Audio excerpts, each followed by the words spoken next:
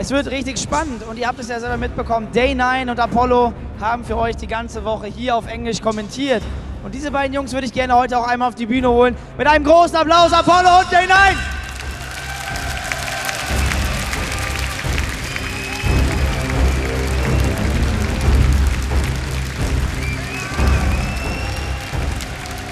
I just come in the middle. It's better. Hey guys. Hey Apollo. Nice to have you guys here. Well, you have casted all these games here on the Gamescom. I guess it's your first big tournament in Starcraft 2 that you commentate. What are your impressions about all these guys, about the whole crowd, about the Gamescom and all these games? I don't actually think there's enough room for any more people to come in here. The fans have been great the entire event. Thank you guys for coming down here and witnessing all the amazing StarCraft 2 games. We do have the final left, and I hope you guys are going to cheer amazingly for it. Definitely, I've had such a fantastic time here. Thank you.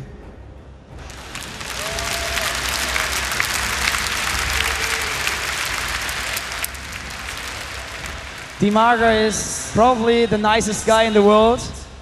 And also, the Germans love him. He's a star here already.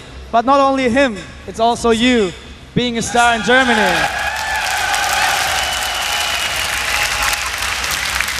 You do some great commentaries.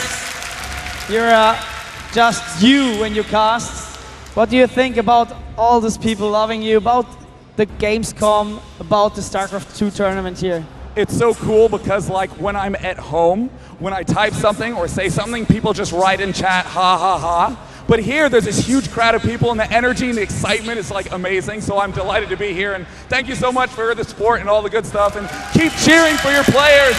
I love the energy. I love esports. I love the competition. I'm just as much as a fanboy as everyone else in the crowd.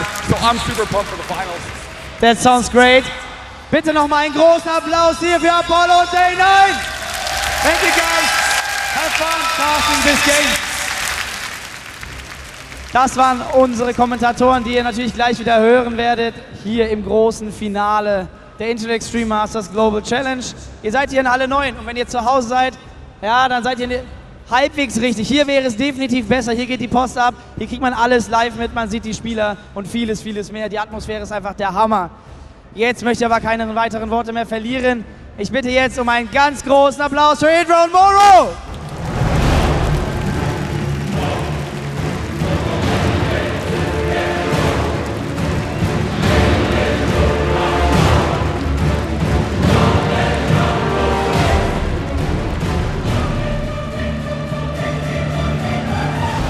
Welcome back, Morrow.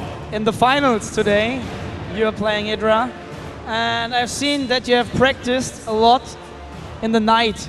We had a party here, and you asked me like, hey Dennis, can I probably play some more, practice some more? IdrA is so strong, and you really practice when the other guys had some fun, so you really take it serious. What do you think about the game against IdrA? Is it even harder to win against this guy than against DeMarga? To be honest, I'm not quite sure, but I think that DeMarga is not so predictable as IdrA. But IdrA has better mechanics and better macro, so I don't know. Did you talk with some guys yesterday in the chat about probably some strategies against IdrA? I mean, you spent like several hours of practicing in the internet. Yes, I had Sorg users on my friend list, and I have played with them. I have played with DeMarga as well, and they have helped me to prepare for this game. That sounds great, and we're really looking forward to this game. Well, IdrA, he already said it, you're so solid, your mechanics are insane. I mean, you're playing in Korea, so you're used to that. But what do you think about Morrow? Because he's also known as a solid player, someone who has a good macro multitasking. You already said yesterday you like that. What do you think today? It's still the same, you like it, and you have nothing to add? I'd like to play macro games with him, but he's a very well-rounded player. He can do a lot of different strategies, and he can play a solid late game. So there's not big weaknesses in him. I'm just going to have to outplay him. You know that you're even more famous for your mutualist yesterday against the Taurs? Yeah. Yeah, I don't know. It was a new trick I just found out, and it worked really well, so I'm happy. But I'm interested, did you save this strategy till this game? I mean, it seemed like you had used it already before, huh? I didn't know it existed until right before the match. I just found out about it, and that was the first time I had done it. Okay, it was luck, huh? Nice. That's nice. Man, I wish you best of luck, both of you. Good luck for the final, IdrA. Good luck, Morrow. Groß Applaus für IdrA und Morrow hier im Finale der InTel Extreme Masters Global Challenge. Es geht um $15.000. Completely incredible. Overcome the biggest team to win the InTel Extreme Masters. Ladies and gentlemen, welcome to the grand finals of the InTel Extreme Masters Global Challenge here in Cologne. We have IdrA versus Morrow, a dream final match, two tip-top players duking it out for first place prize money and pride. This is the best of the best. This is the final game of StarCraft 2 at this event, and I'd just like to tell you, about a week and a half ago, Morrow was not even meant to be here. Yeah. He was brought in because Braddock couldn't make it to the tournament, and now he is in the final. And he's been playing brilliantly. This was no luck, no BS. All his series went all the way to the last game. Barely edged out, wins 3-2, even after losing the first game in the set. So phenomenal play by Morrow, and here he is against IdrA. First map's going to be Xel'Naga Caverns. I like this map because it's not anything too weird, too cheesy. Players are going to need to do straight, solid, fundamental gameplay. I just feeling pretty confident on this map. Before, I was behind stage, and when they were choosing the maps, this was actually his map choice. He likes this map. He feels confident on it, and I think it is because, I have said before, because of the distances between bases, he has enough time to scout and to react to whatever Morrow's going to do. Absolutely, and IdrA, again, extremely solid, extremely safe player. Wouldn't be surprised to see him do the same build we've seen all Zerg players do, getting that gas, getting that Zergling speed up very, very, very quickly. And Morrow loves his Reaper play. I am pretty sure in almost every game, if not every game, he will be going for Reapers. He loves to abuse Reapers. He goes there, harasses non-stop all game. If he doesn't try to finish it then, he'll have a beautiful transition into Marauders and then into factory units. He's a fantastic player. He needs to be very, very careful, though. He has been trying to favor that Marine tank mix, exactly what we just saw Tarson try to pull off. But Morrow's been suffering the same fate as Tarson, losing to thousands and thousands of Baneling. He needs to improve his control or do more aggressive harassment at the start if he wants to be able to pull ahead in this game. And of course, I did want to introduce the crowd to the Korean-style way of celebrating, which is that I say IdrA fans, and you go 3, 2, 1, IdrA fighting! And you scream like a little Korean schoolgirl. And I want everyone doing that for both players. So since we are going into game 1 right now, IdrA fans, that was reasonable. And of course, we have any Morrow fans. 3, 2, 1. Morrow fighting! And we are going into game 1.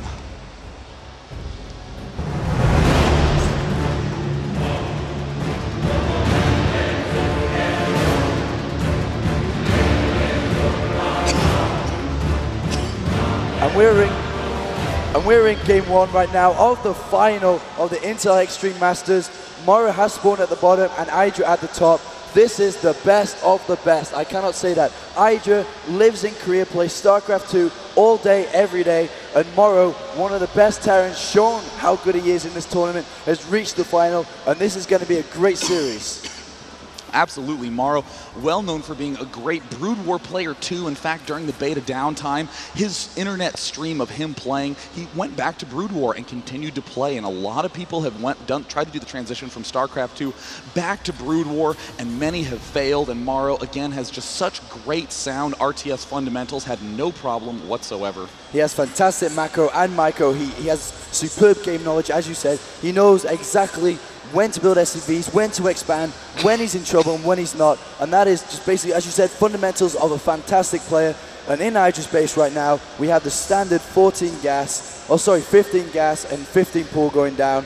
Really nice play by IdrA. And as you said, he is getting that extra drone because of the map size. And I do think that Morrow is going to be going Reaper exactly as you said. No reason not to do that great Reaper opening. But the big issue that Morrow needs to make sure he doesn't fall victim to is having all those Reapers dash forward into heavily creeped areas and getting surrounded by Zerglings. Tarson, I think, had some advantages against Demaga, but wasn't able to follow through because he just lost too many Reapers. Morrow, oh yes, getting the tech lab and also getting the orbital command. Yeah, definitely. We are going straight into Reaper play here by Morrow. He won't have enough for the speed to start off with. You're going to need more than he's got right now. And IdrA everything is pretty standard from IdrA. He plays the same style every game. Scouting esl-tv is on the way up, as well as the drone. The drone here from IdrA is going to see. And like I said, the Nitro Packs is not quite ready. He's going to have to wait until he gets 50 gas. And the second gas is going down now. He did not let IdrA steal it, which IdrA has been doing in every other game. And interestingly enough, Morrow not building the refinery and then canceling and just leaving the SCV back to mine minerals. In fact, continuing to build that refinery. We've seen many players today opt to not let that refinery finish, just wanted to block the gas steal. But we do see Morrow going for a very fast Reaper play, getting the Nitro pack. Doesn't quite have enough gas to get the extra Reaper out afterwards, but this drone is going to end up dying, so Morrow is gearing up for some harassment. And it wouldn't surprise me if he put down 2 barracks right now. Here come the 2 SCVs. Is he going to be putting down these 2 barracks? There's 1. There goes the second. This is 3 barracks opening with Reapers. And this is his style. He loves to use his Reapers. I don't know how effective they're going to be. Right now, IdrA has not even bothered to go for his natural expansion. Here's a 24 through right now. Tamargo in previous games was putting it around 20. The hatch is going down. And this Reaper could actually take out the drone. He goes back. Oh, wow. Very nice spotting there by IdrA, seeing that there was the Reaper en route and trying to back off. Sees that the Reaper has pulled back and is throwing down the expansion hatch himself. And I'm really leery of this barracks placement by Morrow. This is going to be a huge vulnerability when Mutalisks do come up in later stages of the game. Yeah, the Tech Labs will be under a lot of Mutalist fire. They are going to go down. The reason he's put them there is because it's basically the fastest route for him to put the barracks there towards Morrow's base. Even though there is the cliff here just above the barracks, the Reapers will jump down and en route to IdrA's base straight away. IdrA's speed is now finished, and we see a Roach Swarm being put down very early here by IdrA. He knows this is coming, and will the Roaches be enough to defend against this? And look at the very fast creep tumor spread, making certain that he has an adequate defense against these Reapers. Coming back to Morrow's main. Is he making no 5 barracks before command center? Huge aggressive all-in style play from Morrow. He's even going to be able to add on Tech Labs to these 4th and 5th barracks and make Reapers out of those because, again, he got this refinery so early. I love what I just done. Look what I just done. He's got these 2 creep tumors down straight away. He is producing a ton of creep straight away. And there, he is going to be able to defend against this a lot better. The key to the Reapers is actually they have to fight away from the creep. If there is sufficient enough creep around, the Lynx and the Roaches are going to be enough to do damage. And I'm looking at the production tab. IdrA's actually making a round of drones right now. I'm not sure if that was the best decision. 5 Reapers are on the way to his base. It looks like he may have enough Lynx to hold the initial push. It does look like Morrow is being extremely patient, doesn't want to move out quite yet, wants to wait till he has a critical number of Reapers so he can easily micro and look at that. Sees the creep, immediately swings over to the left side, but does IdrA have enough Zerglings? I don't know. Here he is. IdrA's trying to get the surround around. Oh, he so can't. good. The Reaper does pick off this. He's got to be careful. He cannot lose this queen. In previous games, that is how IdrA lost, because he lost this. Oh, look, he's actually upgrading Roach speed.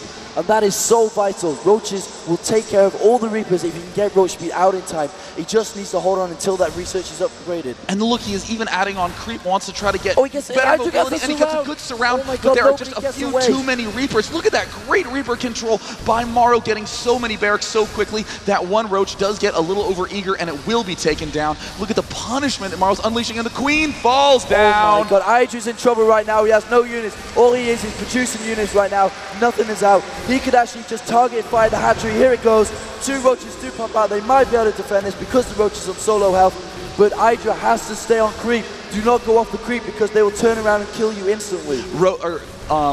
Whatever these units are, Reapers do the most damage whenever enemy units are on the retreat, so he's trying to pull units off the creep and then encouraging them to fall back, as that, again, is where they're going to do the most damage, and Morrow somehow finding enough money to throw down an expansion command center, continue to try to pick off these Roaches from a distance. Zerglings come up, but that is not the place to be, and IdrA still, I think, is in a lot of trouble. He is in so much trouble right now. He doesn't have the necessary gas to be pumping out all of these Roaches. And look, these Reapers are even taking down the Roaches. The hatchery isn't going to go down. Points. No, but it will do as soon as they take care of this Reaper. He's going to go straight for the hatchery. The hatchery goes down. This is huge for Morrow. Oh my God, he is beating IdrA right now. And IdrA's on the back foot. The Queen comes down to help, and he has a handful of Lings and Roaches. This is the exact way that IdrA lost to Muslim in round 1 of his round of 16 game. And look at Morrow just continuing to pull back. IdrA continuing to follow with these Roaches, but Morrow has a very clear transition choice. He's going to begin making Marauders. Look at that, 5 Marauders getting produced. Hasn't gotten Concussive Shell yet, but he is in great shape. And Morrow getting 7 barracks down, is desperate to end this game immediately. And look at that, IdrA actually using the Overseer to glue this barracks, so Ashley will not continue to recruit Reapers. The Engineering Bay is out just in case IdrA has a Spire. He is scouting around with that 1 Reaper to find out, but no, these Roaches are the only things he has, but he actually doesn't have that many. He has 5 Roaches, and these Reapers don't even care. They're just standing toe-to-toe with these Roaches. That is probably not the best thing to do. Oh, and he's going to try to target fire the hatch. He does not want to let the hatch stay alive. He's at 100 hit points, 70 hit points. It's at 8 hit points, and he cancels it at the last second. Very nice play by IdrA, managing to kill all the Reapers and canceling the hatch at the last second. But again, Morrow has a very clear set of decisions ahead of him. He's going to be making Stim. He's getting Marines. Oh, wow, not even favoring getting the Concussive Shell. And once again, the Overseer does that again to that same barracks. And that is helping IdrA a lot, because basically there's only... No, well, he's got another barracks down. Wow, he has so many barracks in the Engineering Bay. He's not really making use of the Engineering Bay. That's kind of a safety net in case the Mutalisks do come out. And I love this transition. Basically, what Morrow has done, and the Overseer does go down, but what Morrow has done, he has used these Reapers to build himself a massive lead. And I mean massive, because he hasn't even got this hatchery direct down. He is on 50 food, the hatch is only 50% done, and he's just moving into an army right now. 72 food for Morrow, only 50 for IdrA, who is supply blocked. And Morrow needs to begin getting that Concussive Shell upgrade. I love the choice of getting Stim and Combat Shield first, so that way he has this beastly Marine army, but he can do a ton of damage to these retreating retreating Roaches if he does get that upgrade for the Marauders. It looks like IdrA has advanced forward to the Zelmaga Watchtower, so he has a little bit of vision control. And Morrow trying to do some more harassment with the Reapers, but look at that amazing creep spread by IdrA. Morrow getting very, very excited with that Reaper, but man, that's probably the one advantage that IdrA does have right now is the active spread of the creep. And this Baneling next is up. He is researching speed for the Banelings. Banelings are morphing right now, and this is nice by IdrA. He might be able to keep on. If Morrow decides to push, which he is deciding to push out, the Stim is just about done. The shells are not done. That's kind of a blunder by him queuing it up. He could have put it on a different tech lab so it would have started researching, but he is happy that he has Stim. Will IdrA have enough units out to defend against this? IdRA's pulling back all his Roaches. Oh, he does have Banelings out right now, but no Baneling speed. This is such a key timing that Morrow is going for. We have the mouse over the Baneling nest right now because that upgrade is going to decide whether or not he can stay alive in this fight. And coming off the creep, Morrow Stims is doing tons of damage. Oh, the Banelings are trying to walk forward. Speed. He needs to pull out. He is doing a lot of damage to the Banelings. Marauders in the front. The Marines are able to begin taking these Banelings out, and there are still Roaches alive. There's another Stim. Amazing, amazing control by Morrow, trying to stay away from those Banelings as long as possible, but this is a huge amount of Roaches. Roaches are great against Marine. Morrow trying to do a little bit more damage, but IdrA somehow coming out ahead. Oh my god, IdRA's actually ahead right now because he has 20 Lings on the way to the base as well. Oh my god, this is, I can't believe IdrA pulled this around. He has put Morrow on the back foot. And there's a speed upgrade for the Banelings rolling in on top of everything. And if they get up the ramp and take out those Marines, that could be huge. And it looks like Morrow might barely be able to defend, but what a tremendous counterplay by IdrA. Oh my god, look, he has to put the supply depots up, but if he does that, he will lose his natural. IdRA's just pumping out right now. I can't believe IdRA's still in this game. And Morrow even getting reactors on these 2 barracks. Again, Morrow well known for his huge aggressive play. And look at this nice, cute wall off that Morrow has established for himself. Here comes IdrA with the big surround. This could potentially be it. He needs to kill off more units, but there are Marauders at the front. And IdrA devoted all his money to an army and couldn't break the front. Morrow coming out ahead. That is the first best of 5 where Morrow has been able to take game 1. Wow, that's incredible. I actually thought IdrA could have won then. That game was back and forth. I mean, Morrow's in such a commanding position. Then all of a sudden he was on the back foot, retreating.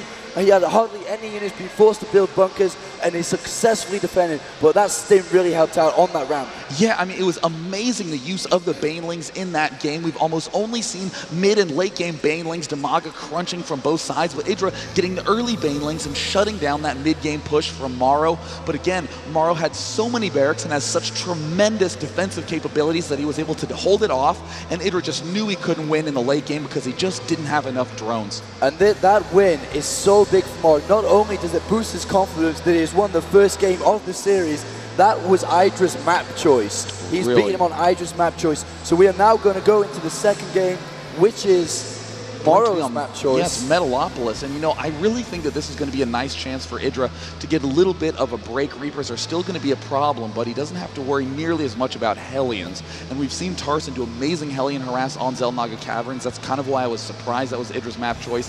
But I think IdrA's going to have a lot of comfort going into Game 2, considering the focus will be on macro and late game. We really have to focus on the positions of where both players spawn, because if they do spawn right next to each other, we have seen every TVZ on this map. When they spawn next to each other, we automatically know that the Zerg's in trouble, because like, it's just so easy to get aggression out there. IdrA will not be able to react in time, and the Reapers are just going to hit faster. They might even hit before speeds are done, and that could actually be so detrimental to IDRA's game. But weirdly enough, we've seen IdrA be comfortable in these situations where he has to do big counter pushes. IdrA marvelously pulling off that huge attack on Blistering Sands against Tarson with Roaches and Zerglings in the back. Very unlike his style, seemingly so, but again, IdrA seems to be breaking out of the shell of only being a late game macro-oriented player, more than happy to do some of these funky counterattack timings. And I think what IdrA can improve on this next game, Sean, is even though he knows he needs Roach speed to fight against Reapers off creep, but he's investing so much money getting that upgrade that fast that he could have had, you know, 4 to 6 more Roaches out to help defend against these Reapers. And then when he has this comfortable amount of Roaches to defend, that's when he should be getting the speed upgrade.